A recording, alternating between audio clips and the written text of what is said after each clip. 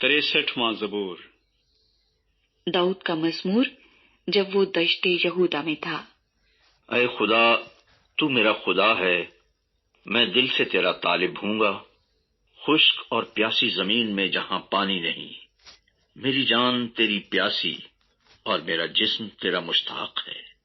اس طرح میں نے مقدس میں تجھ پر نگاہ کی تاکہ تیری قدرت اور حشمت کو دیکھوں، کیونکہ تیری شفقت زندگی سے بہتر ہے۔ میرے ہونٹ تیری تعریف کریں گے، اسی طرح میں عمر بھر تجھے مبارک کہوں گا اور تیرا نام لے کر اپنے ہاتھ اٹھایا کروں گا۔ میری جان گویا گودے اور چربی سے سیر ہوگی، اور میرا منہ مسرور لبوں سے تیری تعریف کرے گا۔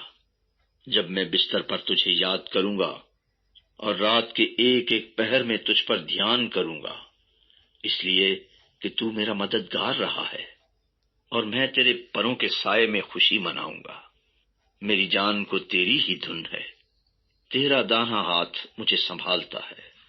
پر جو میری جان کی ہلاکت کے در پہ ہیں، وہ زمین کے اسفل میں چلے جائیں گے، وہ تلوار کے حوالے ہوں گے، وہ گیدڑوں کا لقمہ بنیں گے۔